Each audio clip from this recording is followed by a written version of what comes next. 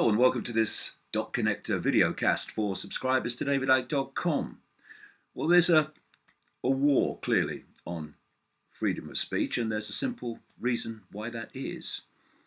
When you are engaged in a perception deception, which is what the conspiracy to direct human society into a very dark and dangerous direction is all about, it's perception deception.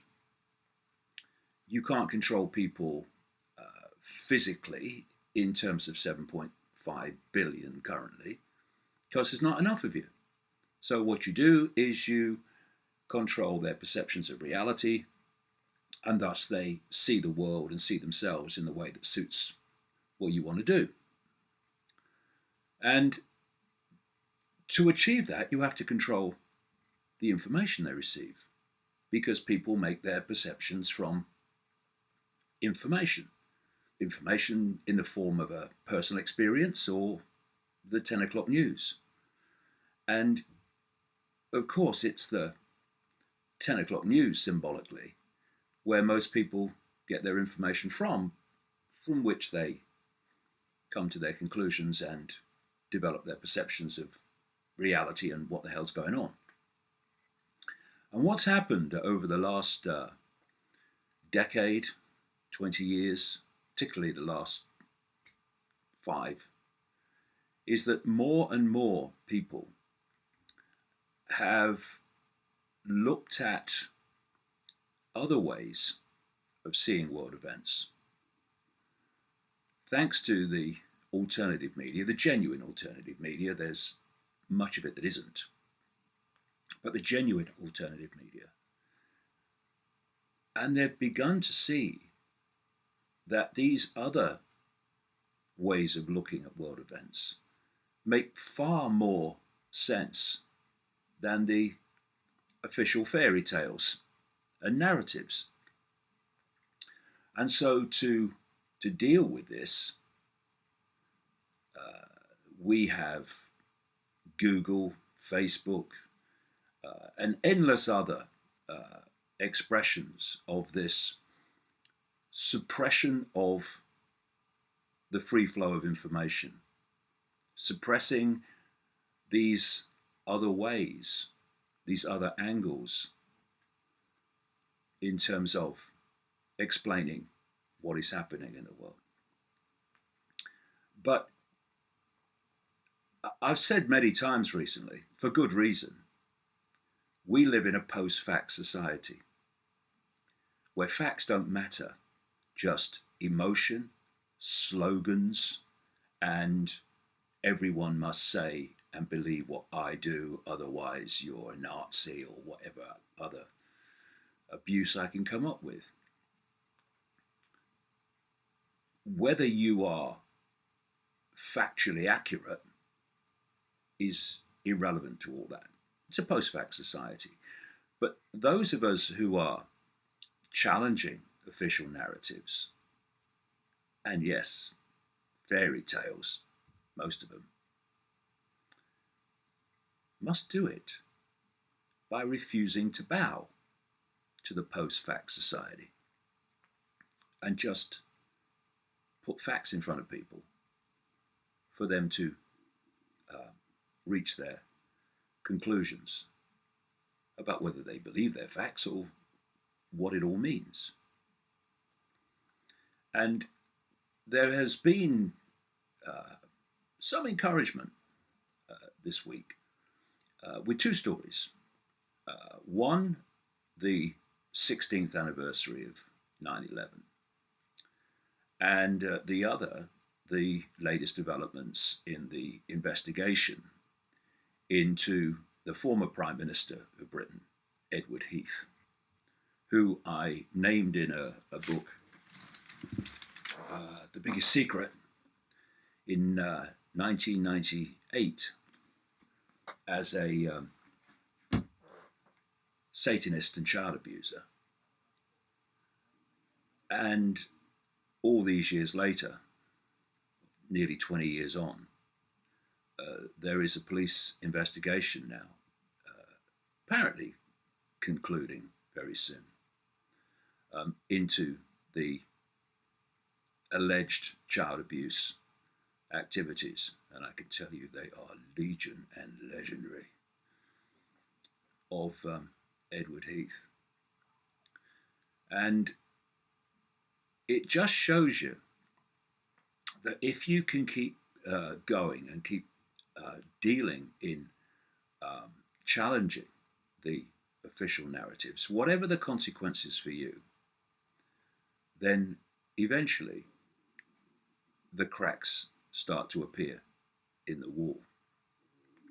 I'll mention Edward Heath more later, but there was a story in the Mail newspapers, the Daily Mail, in regard to the 16th anniversary of 9/11. And what was nice about it is, here it is, the conspiracies that won't go away. What was nice about it, and it's all you really ask, is that it was a balanced assessment and reporting of some of the things that are said that challenge the official narrative of 9/11. It's written by a journalist called Sue Reed, and it's easy and most of the time absolutely right to dismiss mainstream journalism as just a mouthpiece for the system in all its forms, which it is. But Sue Reed is an investigative journalist who's done some absolutely superb exposures of, for instance, the state stealing of children through deeply corrupt social services, stealing of children from loving families on spurious, for spurious reasons and excuses. And it's all being played and manipulated through the so-called family, in truth, secret court system, where all the game is rigged against the parents. So I hold my hand up to Sue Reed for that excellent journalism. And to be fair again, she is fair in this two-page article about 9/11. The subheadline says, "What few know is that 9/11, or on 9/11, a third tower collapsed, officially due to fire. But a new academic study says that was impossible, fueling the wild claims, the US orchestrated the whole atrocity." Well, yes, it did, and it wasn't only the US either. It was a web of people and organizations representing this hidden hand that I've been exposing for 30 years. Now, wild claims. Well, Sue Reed, the writer, would not have written that subheading. That would have been done by someone else. But it's amazing that wild claims, it's based on fact. And again, to be fair, Sue Reed then goes through a series of facts that make no sense in terms of the official narrative. It's based around a guy called Matt Campbell. Now, Matt Campbell is the brother of Jeff Campbell, who died on 9/11 in the World Trade Center. And Matt Campbell has, to this day, never given up campaigning for the truth to come out, because, of course, he doesn't believe the official story, nor should he, nor should anyone else. And Reed goes on to look at various aspects of the 9/11 story that make no sense, which I'll come to in a second. But it's worth making this point.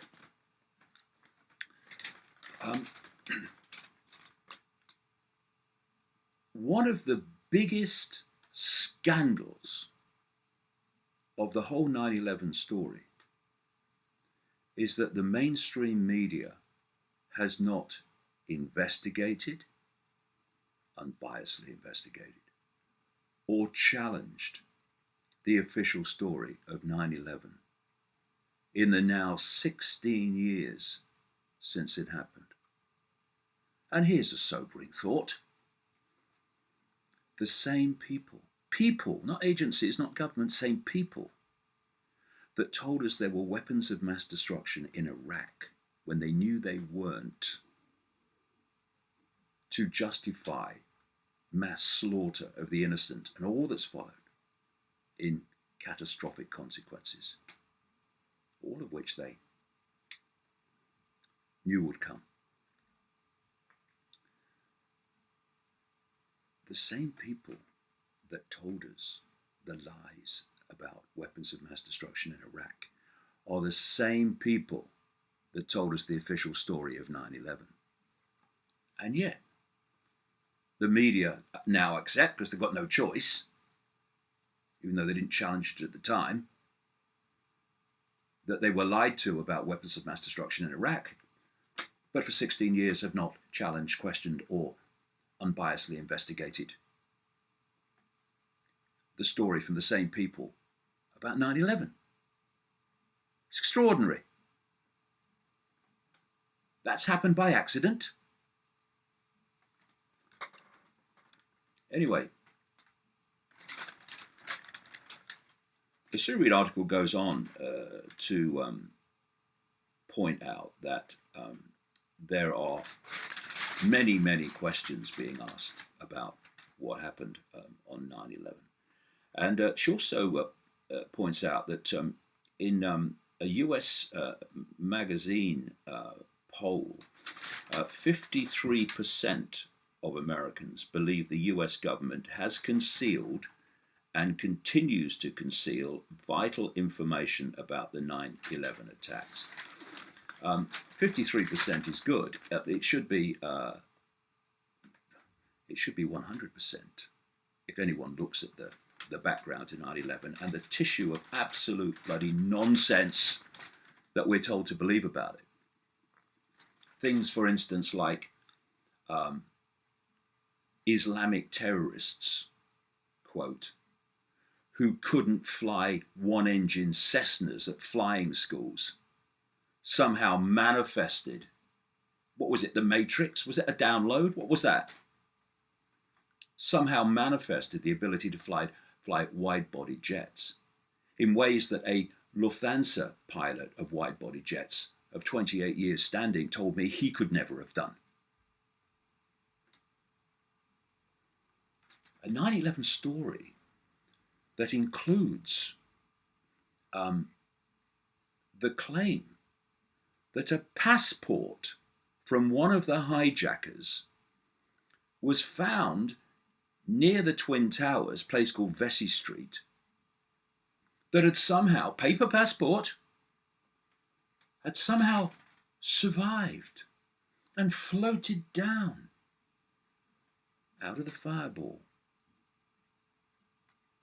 I watched a BBC newsreader a few days after 9/11 tell me that without laughing.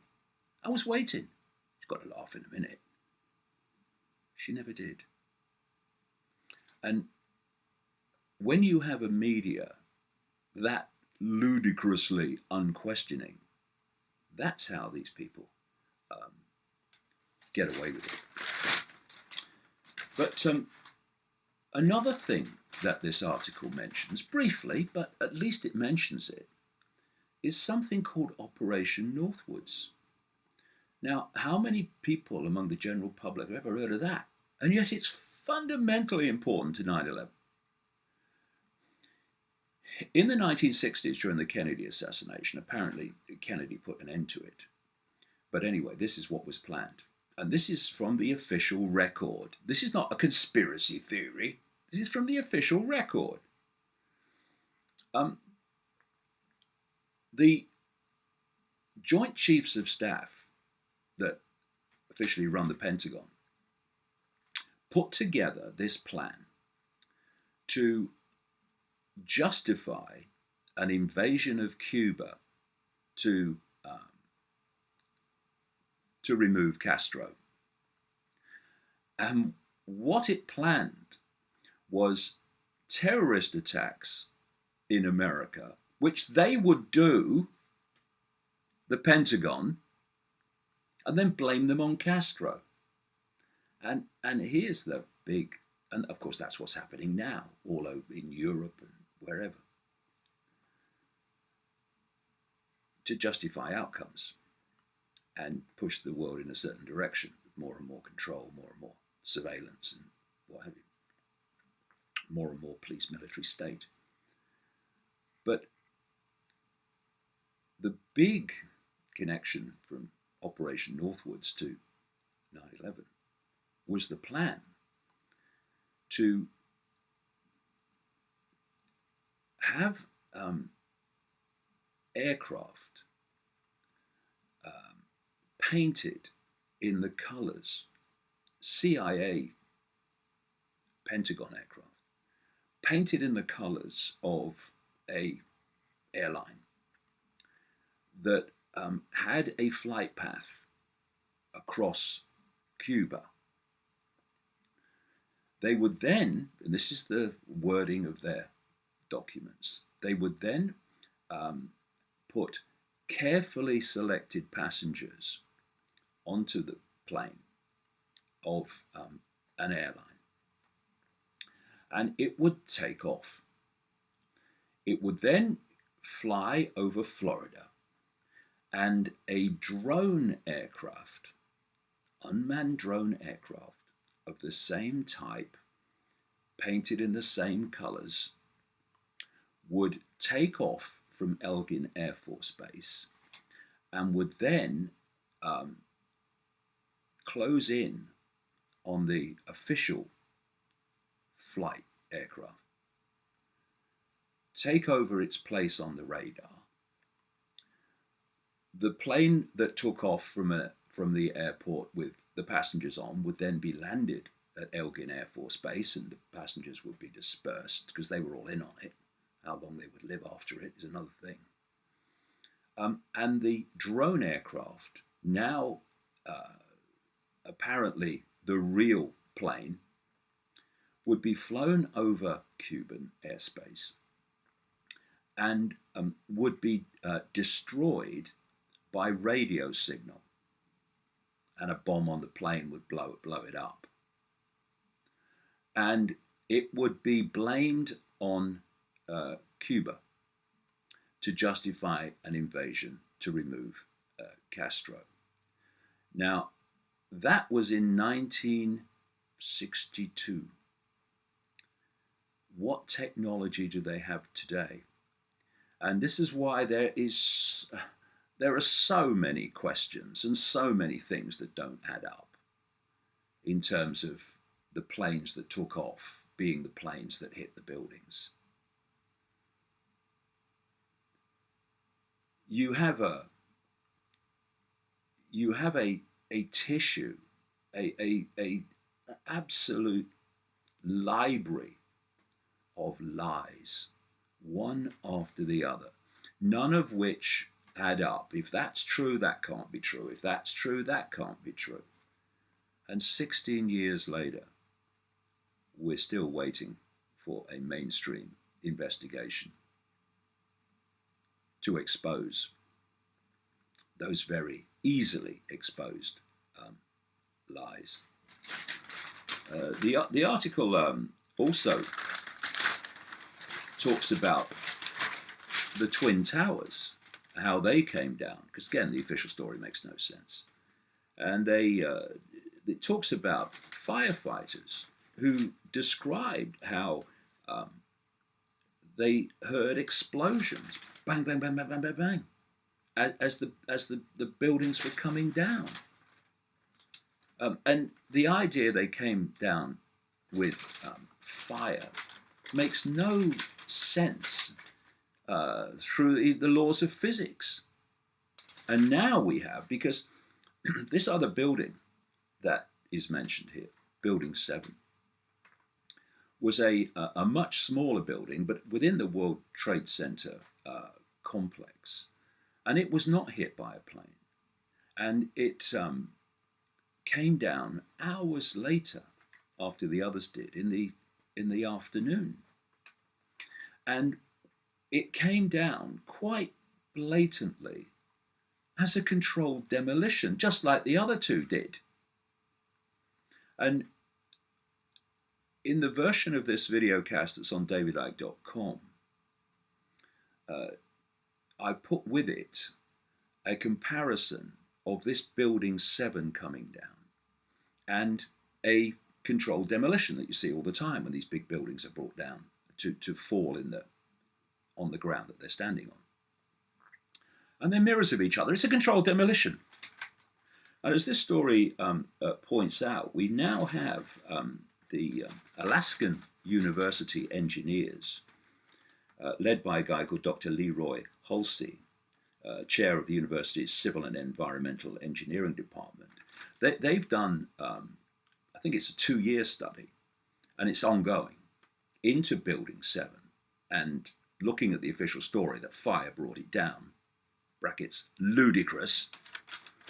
And they've concluded, quoting him, "Fire did not and could not have caused the failure of this building."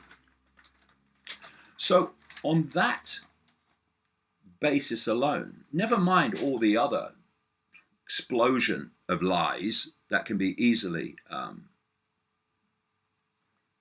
taken apart, and I did a long time ago. This book, Alice in Wonderland and the World Trade Center Disaster, Why the Official Story of 9/11 is a Monumental Lie, came out in September 2002, at the first anniversary of 9/11. Not the 16th, the first, demolishing the official story of 9/11. And another book, The David Icke Guide to the Global Conspiracy, took it even further a little later on. And so you have this one area alone, Building 7,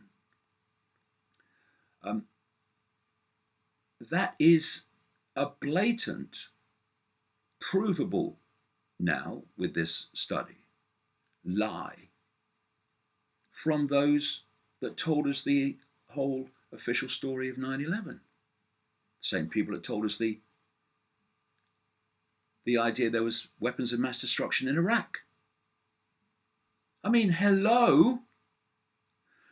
No wonder the system and its arms like Google, Facebook, etc., want to are now systematically suppressing information that challenges the official stories.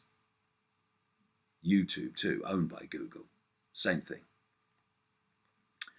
And it's also kind of worth mentioning that this Building 7 was reported by the BBC in a live interview with a reporter in New York to have fallen when it was still standing behind her. And, you know, people say, well, you know, are you saying the BBC made it up and it was a conspiracy by the BBC? Someone got the script in the wrong order, and something was released before it should have been. And therefore it was reported that Building 7 had collapsed when it was still standing behind her, and collapsed shortly afterwards. The script just got a little bit out of sync there. Not to do with her. She's reporting what she was told was happening. She just didn't understand the skyline of New York. But this is what you're dealing with. Why did the BBC, when that happened, not go back and say, hold on a minute? How come we reported a building came down when it was standing behind it? What was going on? Where did you get the information from about the building had come down? No, none of that. Because they're not journalists. They're repeaters of the official story of everything. But that was a very encouraging article by Sue Reed there, because she didn't trash the whole thing and just dismiss it like they usually do in their arrogance and ignorance, but actually gave people a fair hearing to put their point of view and let the reader reach their conclusions. You know, this is a revolutionary thing, isn't it? How will we survive? A revolution of journalism where people's opinions are unbiasedly reported, and the reader or the viewer or the listener then makes up their own mind what they make of it. But that's not what you get, and this is one of the big things that the alternative media has contributed to changing public perception to the point where they're willing in ever greater numbers to look at the at another way of seeing the world. It's not the pictures or the images, moving or still, that direct your perception. It is the voiceover and it is the caption. But what's happening is the voiceover and the caption are telling you what to make of the images you're looking at. And this repetition of here's the images, this is what is happening, this is what it means, this is who did it, become a programming operation through pure repetition. The greatest forms of programming, repetition. And what the alternative media has done is basically say, hey, same pictures, there's another way of looking at this. What if you look at it from this angle or from this background? And people are going, actually, that does make more sense. And hence you've got the desperate effort, not least in terms of me at the moment, to silence us. Best of luck on that one. So this other story this week is about Edward Heath, and a story that I've been talking about now for virtually nearly 20 years. So this headline says, sex abuse inquiry to probe Ted Heath. Probing Ted Heath, I'd rather not. A bombshell as police claims ex-PM to be evidence for VIP paedophile ring report. Now, the significance of this story is it's in the Mail on Sunday, which is a paper that has a record of trashing or trying to trash big political paedophile stories, and also has tried to trash on a number of occasions the inquiry into Ted Heath. But now it's reporting that the controversial investigation, why controversial?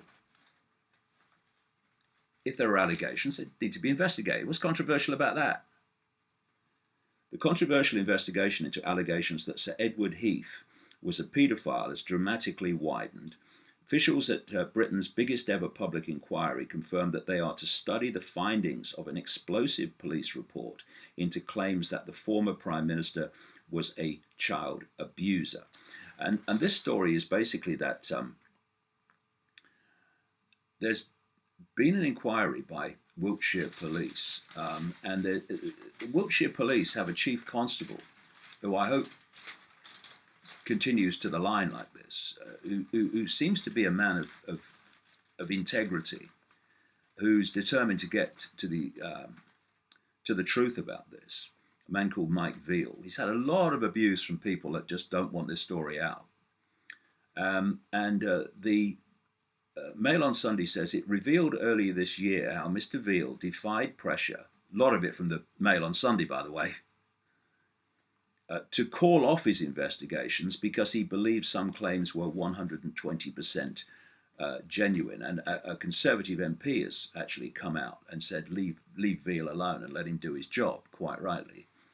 And what this story is saying is that this police report is being handed to the overall investigation into political paedophile activity and other areas of child abuse, which is being led by a lady who called Alexis J, who I have more confidence in than the previous ones. The previous ones have been Baroness Butler Sloss, Dame Fiona Wolfe, and then someone from New Zealand called Judge Dame Lowell Goddard, all of which were either completely